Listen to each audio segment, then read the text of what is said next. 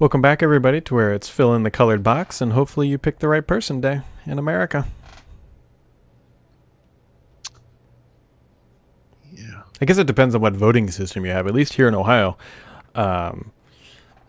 we were a little backwards for many years where we only had paper, and then the whole world realized that digital wasn't really so great for voting, and now we're still on paper. So I think we just bucked the trend and are awesome. So this was our first time voting in Pennsylvania.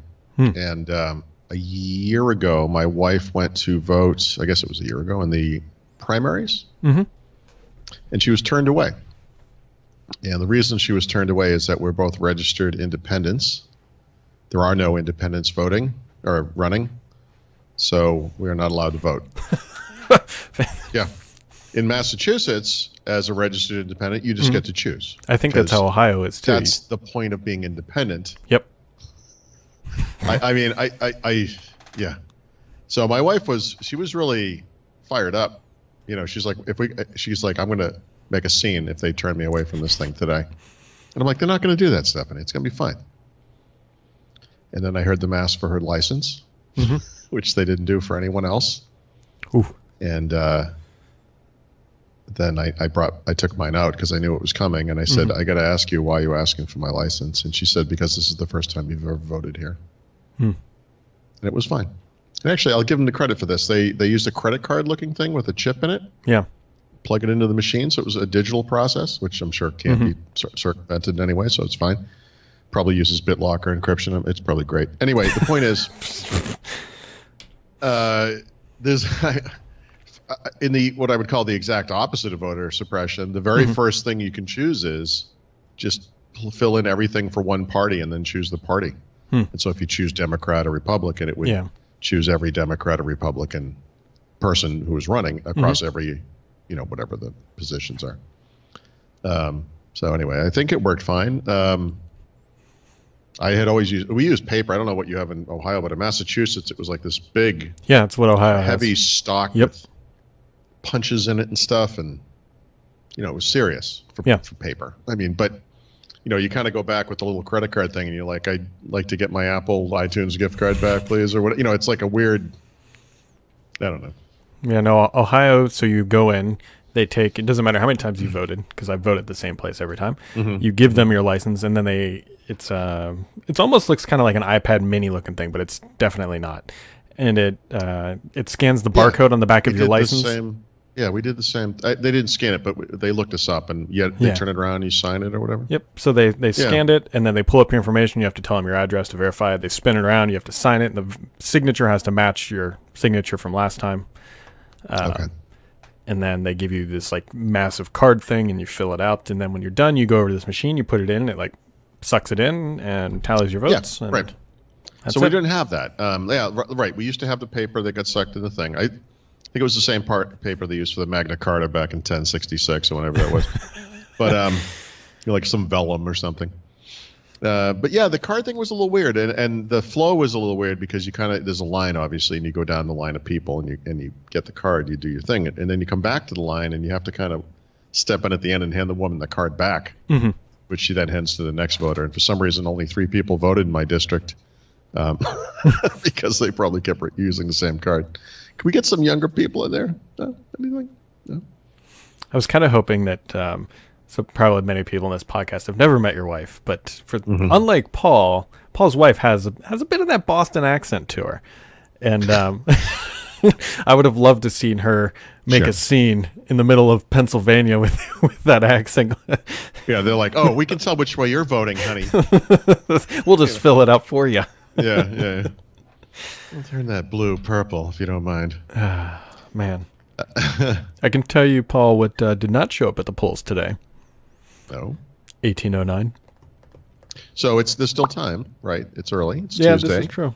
I think today there are 3 logical next. We're just going to keep extending this out because God knows when this. Keep rationalizing as we go. What else can you do? There are 3 logical times for this thing to ship publicly, right? Today, it's a Tuesday. Friday, because they tend to do things like that. And then next Tuesday, which is Patch Tuesday. But I wrote an editorial about this, I don't know, probably last week. The issue here isn't the date, I guess. But just the silence, you know? They're pumping out builds of the next version of Windows 10, and they can't explain what's going on here. I find it to be irresponsible. I feel like we're in Twilight Zone from earlier this year when they were delaying this stuff and just didn't tell us why. Yeah, actually, it's funny you say that, because one of my big complaints about every time something goes wrong with one of these feature updates, there's a big kind of scramble to figure it out, and Microsoft will eventually put out some blog post explaining what went wrong and why this will never happen again. And these days it's usually John Cable, who I guess they hired him to be a punching bag or whatever. I don't know, poor bastard. I can even imagine, like, this is going to be your job. You're going to, like, anyway, whatever. So typically, though, that thing doesn't happen again. So I've kind of compared the Windows Insider thing, or the Windows development process, or whatever you want to say is responsible for this, to TSA. Like, they're always fighting the last battle. Like, the thing that went wrong last time, they totally solved that, and now we're going to have new problems the next time around. But actually, like you said, they're kind of doing the same thing. They're actually making the same mistakes again. You know, like, they actually didn't learn from the last one. That makes it worse, I think. You know, if you don't learn from your mistakes, what's the frickin' point? Yeah, I mean, I'm trying to think of some comforting words here about how it's not the journey, it's the destination sort of thing. But I got nothing. Sure. I mean, we'll get there eventually, but I don't even. Sure. I don't even know we brought food for a 10-day journey. We're 17 days in, and we don't see the end of it. Or we have enough gas to get across the Atlantic, but we're going to keep going and see if we can hit the other end of the continent. Yeah. You know, it's just like I don't know. It just seems like a little more. You know what this is? When we were flying to Paris about a month ago, we're in this terrible airport and a terrible part of the airport, and it's just people milling around everywhere. It's just full of people. It's circular, so everyone's kind of crammed together in the same area. And as the time for our flight is coming, I'm looking at my watch, and there are things, you've flown enough, you know this. The plane has to be there. An important part of traveling, logical, right? Yeah. The plane has to deboard. And you can kind of mark the milestones as they happen and think in your head, it's going to take them X amount of time past here to even begin this process. Yes. The captain and the co-captains have to get on board. The flight attendants have to get on there. The cleaning occurs. Food gets put on the plane. There's a bunch of stuff that happens. And as every one of those things is not happening, and we're getting closer and closer to the time where we're supposed to be boarding, I'm the guy standing there in the crowd who says, this isn't going to be on time. And then I said this to my wife, and some guy turns to me and he says, why do you say that? I said, well, and I explained it. I don't remember where we were in the process, but I said, before we get on this thing, this, you know, and they haven't even done this. And he's like, oh, shit, you're right. He goes, yeah, it's like half an hour after this and blah, blah, blah. Yep. So I said, you know, it's kind of irresponsible that all the signs in the airport say Paris on time. Boarding time is, I don't know, I'll make up a time, it doesn't matter, 11:45 p.m. It's 11:47 p.m. This is not happening, and we're half an hour away, or at least, because this hasn't happened, whatever it is. So my wife's standing there just kind of, you know, just dealing with this because she's my wife, and, you know, this is me. I'm terrible. I have never related more to your wife than at this exact moment. But anyway, so me being me, I walk up to the desk with the three idiot flight attendants, not airplane employees, whatever they're standing there doing nothing except chatting to each other. And I said, guys, what's going on? And they're like, what do you mean? I said, well, it says this flight's leaving on time, but we should have been boarding 15 minutes ago, and obviously it's not leaving on time. I mean, is there an update? And she's like, yeah, she says something like the other flight got in late, and we're just waiting for them to get off so we can begin the blah, blah, blah, whatever. I said, that's fascinating. I said, here's the thing. There are 200 people over here who are also waiting for this information. Why don't you get on the little horn there and tell everyone else what you just told me? And she said, well, I don't actually know exactly when it's going to start boarding. I said, then tell them that. I said, more information is always better than no information. Everyone here wants to know the same thing. Just throw them a bone. Did they? Yes, but this is what it's like. And this is again, this is the awfulness that I trigger in people because I say things like this to people. I'm just out front. You know, I just kind of say it. I walk away. I turn around, And she said something, and I can't remember what it was. It's bugging me now. She said something like, "Oh, like fucking jerk" or something, something like that. Oh my God. Yeah. And I turned back and I said, "Honey, instead of complaining about a guy who paid to be on this plane and has a right to know what's going on, why don't you do your job, get on the horn, tell everyone in this airport what's happening? Why don't you just do that instead of opening your mouth about me?" And then she picked up the thing and she said it. She announced what was happening. Like, thank you. Like, what? Why do I have to get into these situations? Because I'm terrible. But you know what? At least we can seriously, agree. if I could just I don't know, a moment of self-realization. Everyone in there wants to know this information. I actually did them a favor. Most of those people are too shy or quiet or don't want to get, in a fight, and they won't stand up for themselves. It's like, guys, you're paying for a service. The information on an airline should be accurate. No? I don't know. You're welcome, everybody. There's always going to be the guy. I'm happy to be that guy. And that guy is Mr. Paul Farad. Yeah. You feel better about, I don't know how we got on this, but 1809 still not here. Maybe it'll show up today. No, it's because of the communication thing. It's the same kind of thing. Those people in Redmond know what's going on, and they know when they think they will ship this thing, and they are saying nothing. And it's disrespectful to the customer base. It's disrespectful to the millions of Windows insiders who test this thing every day, and should have a level of back and forth with these people that we don't have. Communication is easy. You just got to open your mouth and say something. You don't have to have the definitive answer. They're so afraid to say anything because they've been wrong before, I guess, right? But they never said when it was coming out anyway. They're always afraid to say anything. Just open your mouths and talk. I don't know how I got off on it. I don't know. Wow. I know. Maybe we could talk about something else that might make you happy. Okay. Supposedly the Pixel 3 is now fixed or getting. Well, talking about pixels has always made you happy.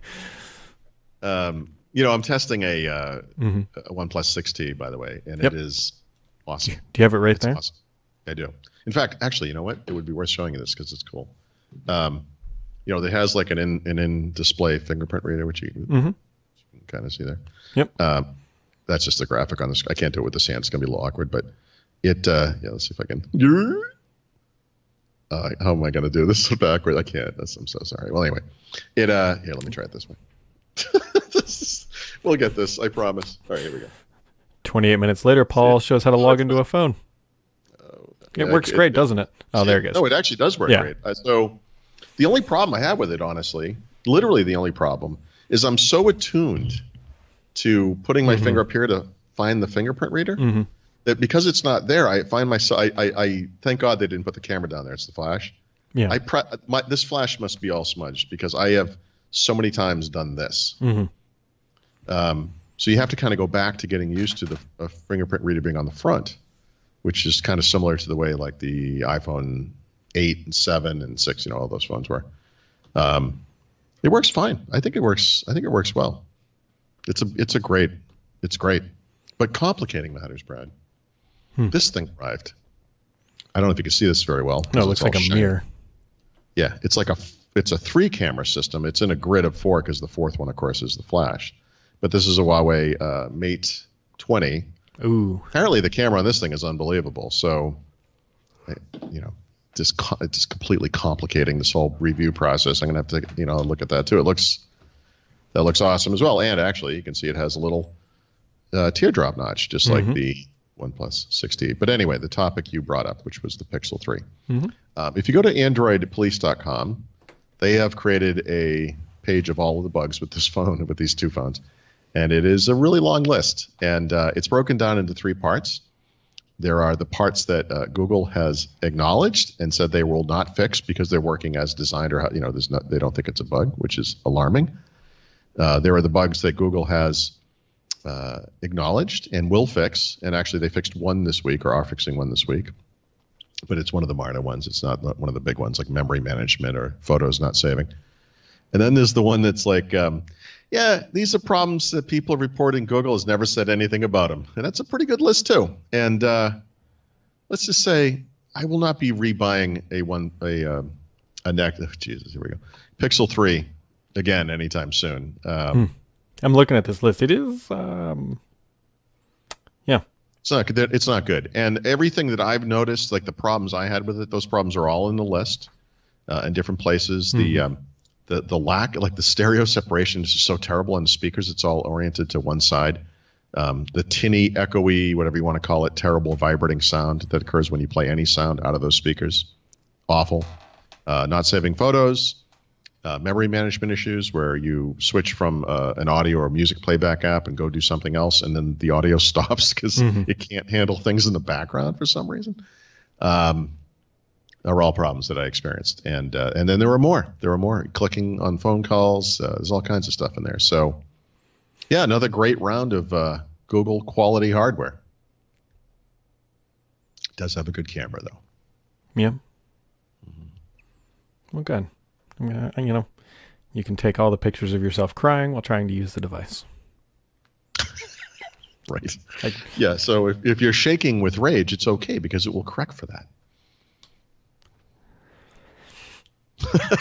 It's why I have one. Yeah, it's the perfect phone for Paul. Are you shaking with rage? I'll take pretty still.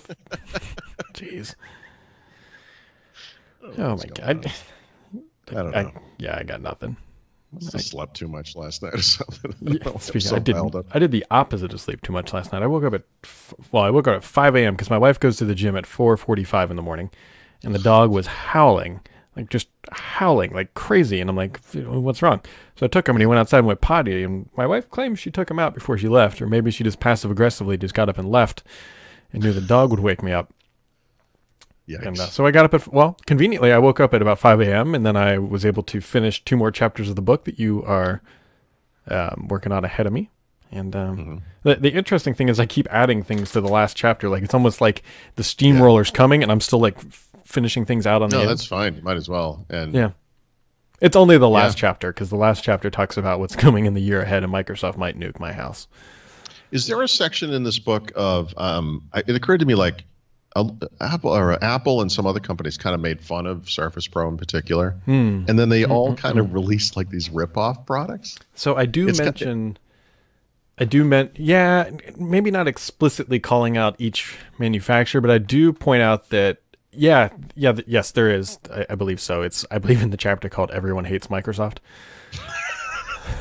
The chapter names are brilliant, by the way. Which, that's well, I'll just kind of ruin it because you hit it right on the head, is that all these companies were mad initially at Microsoft making the Surface Pro, and now they all have copies of them. They all have an exact duplicate of it. Yeah. Right. So all the companies in the PC industry all have a Surface Pro, and then Microsoft's 2 major platform competitors both have a Surface Pro. Yep. It's like, I mean, you can say whatever you want about Microsoft hardware, about Surface specifically. They did do this. I'm not saying they invented the form factor, but my God, did they popularize it and formalize it into a specific set of this is what you need for this thing to exist, and bing, bing, bing, right down the line, Yep. All right. Do you got anything else for today, Mr. Throt? Any other airline stories or anything like that? No, I should probably shut up. Yeah, I think we could all benefit from that. So with that, folks, we will wrap it up today. This is a tree in my neighbor's yard. If Aaron's watching, thanks for volunteering your tree when you weren't home, and I just took a picture of it anyways. It is fall all day long, and if you're in the United States, go vote. And if nothing else, we'll catch you right back here tomorrow on First Ring Daily.